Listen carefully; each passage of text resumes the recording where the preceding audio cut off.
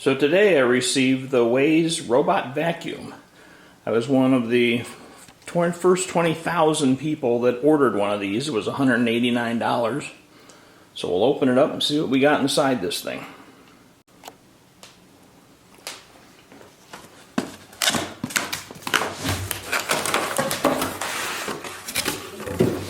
Alright. Comes with a quick start guide. The vacuum. Looks like we have to put the little rubber feet on it.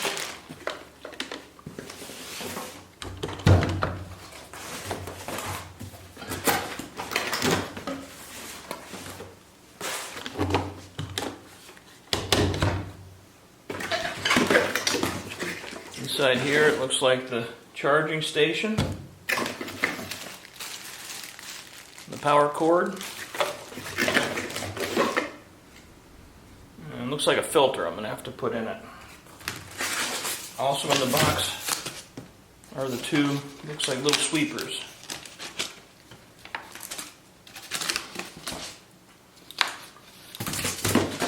And that looks like it.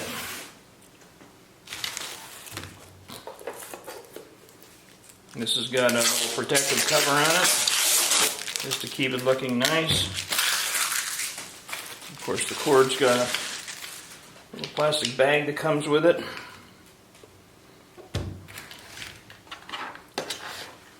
So that's what we get. Now, I know we don't read no stinking manuals, but I'm sure this thing just probably clips right on here. And looks like that's the only one, so this must be a spare that comes with it. Now, there is some kind of a stop here that tells you to remove before use, so we'll pull that out of there. And there's one here. I'm guessing that's stopping the rotation and shipping and that. So there we go. So I guess the next thing to do is figure out where to put this filter. And once we figure that out, then I guess I better get out the manual. Okay, so we figured out that the filter here is an extra filter. The brush is an extra brush, which I guess is a little bit scary. I'm hoping that Wyze will have these available for replacements, since they give you extra ones. And I find by lifting the cover up here, this is where the dust bin is. So this is what you empty, after the vac's been picking up the stuff, and then here's the filter right here. So that's all the parts that go there. There's also a cleaning brush right here that's got some bristles on it. It looks like a knife, and I'm guessing that's for when you turn the unit over and you get to the brushes here. You could probably cut off hair or whatever else is there. So anyway, that's it, and I guess we'll get it charged up and see what it does. Okay, we're going to get the charging station set up, and it's kind of nifty here. You get the power adapter, which once we take the little black piece twist tie off, and you open the door on the bottom here, and it plugs into a hole, and then it's got all of this extra cord here. But the nice thing about that is you actually just take whatever cord you're not going to use and twist it into the bottom here. And I think I'm going to be pretty close to an outlet. So that's probably enough cord to get to my outlet. So then we just put the cover back on, and we're going to go take it to an outlet. Okay, now this is the real high-tech part. So I figured out where I'm going to plug it in. So I just plug it in, and there's my outlet. Now the next thing we do is get the robot. We're going to plug it in. I guess it just touches the metal part there. And I think you can see on the turning on front down there, oh, it says it's turning on, so I don't know what it's doing. I thought I was charging it. Oh well. I guess we better go read the manual. Okay, so after a quick look at the manual, it is charging, and that's what those yellow lights mean on the front down there. So it's charging, and when you get a yellow flashing light in the front there, it means it's charging. If there's a red light blinking fast, it means it's an error, and when the white light stays on, that means it's fully charged. And I guess that's when we'll configure the Wi-Fi and add it to our Wyze app on the phone. So we'll come back and do that once we're fully charged. Okay, let's see if we can get this thing attached. So we're going to open up the Wyze app, and do plus, and do add a device. And it's hard to tell, but we're going to scroll down here, and here's the Robot Vac. You see the picture of the vac. So I have to go over to the vac and hold down the two buttons and wait to see or wait to hear it say the Wi-Fi connection has been reset. Okay, so now at the vac there's the two buttons, so I have to hold those two buttons down until it says that Wi-Fi connection has been reset.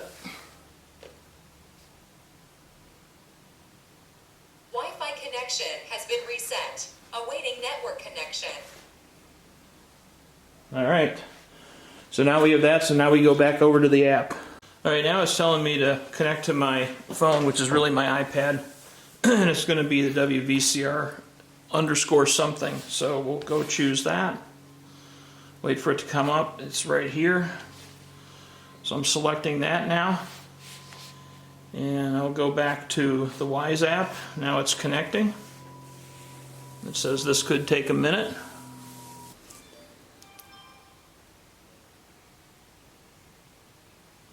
Okay, and it's connected, so now I'm going to name the vac, I mean. And with everything in my house, it's a bat something, so, whoops, shoot. Oh well. I accidentally hit the button and it went forward. So, share with a friend, and we won't. It says setup complete. And it's telling me to plug it into my outlet in there, which I've already done. And it's connecting. I've connected it to it. And now, I guess we hit the button and it starts to clean. Starting cleaning.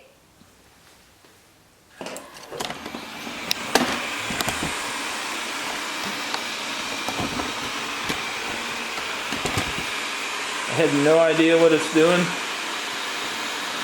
I guess it's starting to clean. We'll see how the LIDAR works. Oop, bounced into that.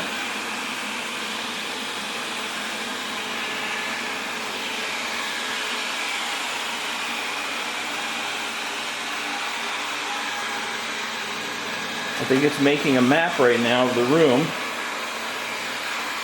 It's not too loud. Going around my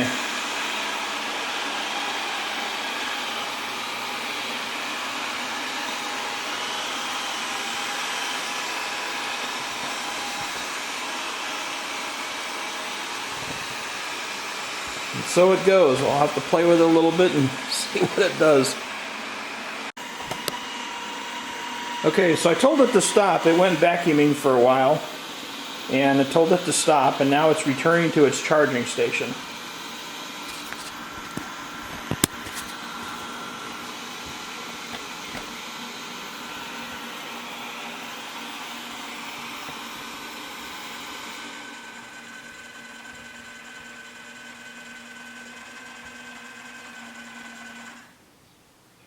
And there it is. It's Starting stopped. to charge. And it just told me return to charge. Alright, it made this map. Unfortunately, the Wyze app will not flip. So if I turn it over so I could get a better picture of it, I can't. But I can zoom in here. No, it's going to there. Oop, there we go. So the white lines are where it started to map the room. And then right about here is where the thing started, and it went around, and then it only really did part of the room. I think the LIDAR in it is picking up like the rest of the room, because this would be my sofa right here, and that's all it picked up. The sofa and something there. This right here is another chair in the room that it didn't actually go around. It went around it, but instead of going over that way, it stopped and then came out and then came back in, and right where it's charging station, it just started going back and forth across the floor. So I guess I'll have to keep playing with it and seeing how these maps work. But it took off and started cleaning. It's kind of funny. Anyway, maybe I'll add some updates to this also once I get playing with it a little more. Okay, here's an update. I let the vac run. It took about, it says 1.7 hours and did 813 square feet. And it actually covered as much as the floor as we had. And it didn't really do it all in one swoop, like go all the way around the perimeter. It actually kind of did it in sections. So it's kind of interesting watching it. Now I'm going to take it upstairs, which is all carpet, and see what it does on the carpeted surfaces. There's also stairs that it has to contend with. So we'll have to see how it does with that. So before I take it upstairs to check carpet, I thought I'd clean out the dustbin. And to do that, you lift up the lid, and then it just comes right out like that. And there's quite a bit of dust in there. And you open this up, and you can see it's pretty full of a lot of stuff there. So I guess I'll clean that out and take it upstairs. All right, it's taken me, I don't know, a little while to do this, a few days, but I finally got this thing working. I did install their new software, which gave me rooms now, which I guess you can change those room maps. But if you notice all of these red boxes here that I've placed in the room, matter of fact, he's upstairs running right now and vacuuming our bedroom. But those are the virtual walls, and I had to put them up because, for instance, like this one here, and this one right here,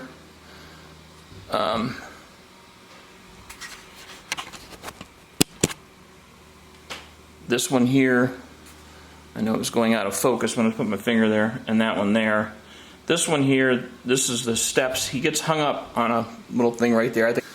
So it appears that all my virtual walls are working. Where these two are here, these are dressers that he would go underneath the dresser and get stuck. This one that I put here by the steps, it's not that he didn't navigate the steps correctly.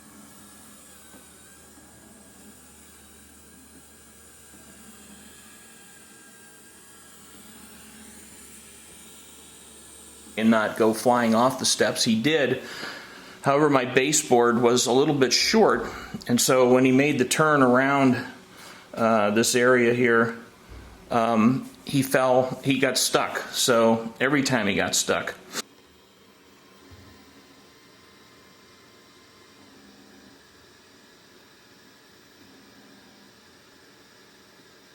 And then over here, this is my office, and underneath is my desk where I have wires and stuff. I did not want it going underneath there.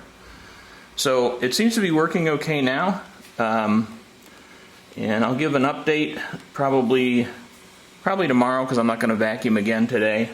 But I'll give an update tomorrow as to whether or not all of the virtual walls are correct. If not, it's pretty simple to change. There's a button this button right here.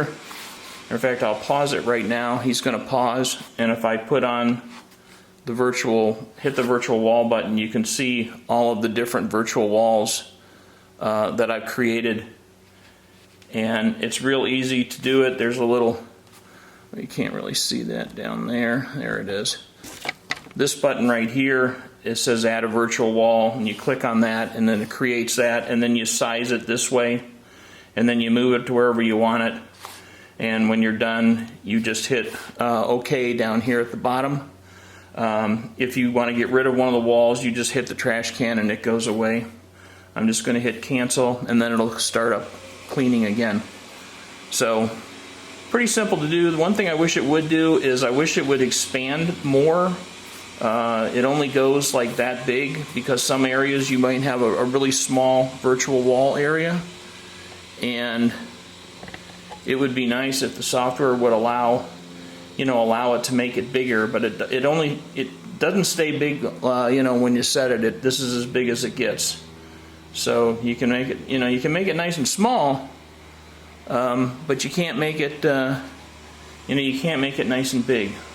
Making it nice and big would be nice for areas that you have really small, like a dresser like I had up here. It would have been easier. It's kind of hard to maneuver that thing, but anyway, it seems to be working really good though. I did have a problem with it yesterday when it was running, that it disconnected from the internet and it wouldn't come back on. It did this morning when I started it up. It did connect and it has been working well. So everything seems to be going good on it, and it does a pretty decent job of cleaning. Alright, I did have to make a couple changes to the virtual walls. My one on the steps right here, I had to move it in a little bit more. And the one I had in the bathroom, I had to make a little movement on and just kind of tweak them a little bit. But all in all, it worked really well, and right now it's functioning pretty good, so I'm happy with it.